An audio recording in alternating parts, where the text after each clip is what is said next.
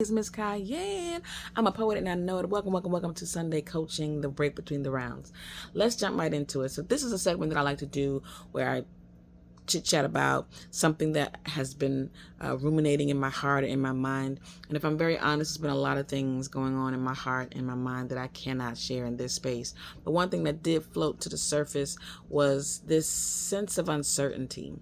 I don't know if anyone else is experiencing this, but there's you have life sometimes swirls with questions. When will this change? How is this going to pan out?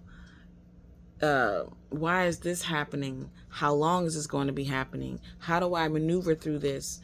If I do this, then that may happen. That's not good. If I do that, well, that's going to happen, and that's really not going to be good. So where's the win? Where's the strategy that brings a win? When you have uncertainty or doubt, a lack of clarity, or seemingly every door you knock on, it doesn't render a result that brings light or happiness or peace. It can be depressing. It can be stressful. It can be anxiety driven or anxiety provoking. And one of the things I'm learning is when those spaces are prevalent, that uncertainty is prevalent, to ask myself the question. And I encourage you to ask yourself this question if you find yourself in this space. What do I know for sure? What do I know like I know my name? What am I determined that will not change no matter what? What hasn't changed no matter what? Get the answers to those questions. And it doesn't have to be a deep thing. It could be something as simple. What I know for sure, even in the midst of all of this, what I know for sure is that I am loved by someone, right? What I know for sure is that God is faithful. I don't understand all of this, but I know for sure God is faithful. Whatever that answer is, and it could be something specific or not so specific, but because sometimes you get so caught up in the uncertainty, you're like, even the things that I thought I knew for sure, I don't even know anymore.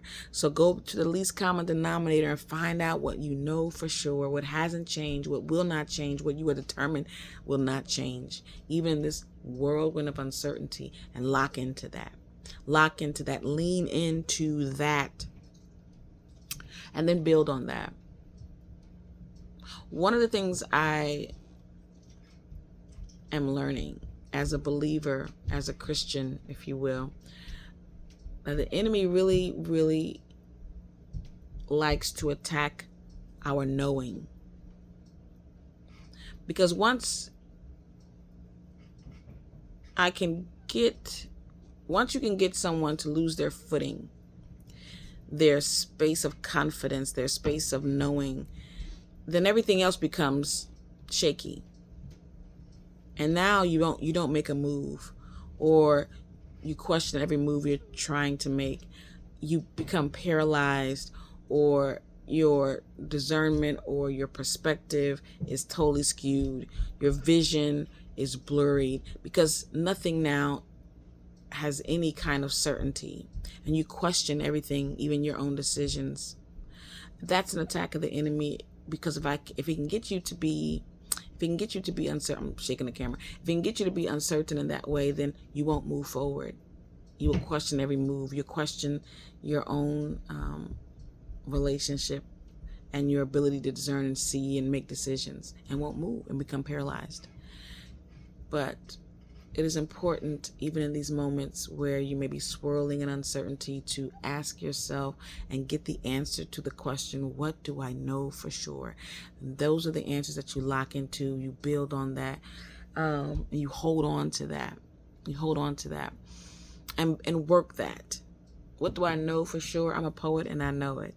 It's a facetious kind of declaration because it's a corny rhyme, but I've had to hold on to that.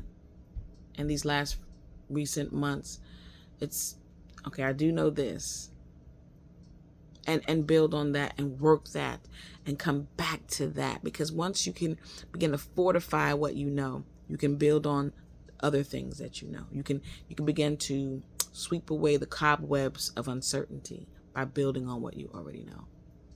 All right. That's my 2 cents and I'm sticking to it. I don't know what that may mean to you. I know what it means to me. If you like it, take the meat throughout the bones. Feel free to share this with someone else. And by way of church announcements, tomorrow, President's Day at 6:30 p.m. at Clearbrook Community Center in Lake Ridge, Virginia, with Kim B. Miller as the host for Speaking to Existence Open Mic. I'll be your poetic feature. Come through. Get your tickets at www.kimbmiller.com and come hang out with us. All right. Until next time. Peace.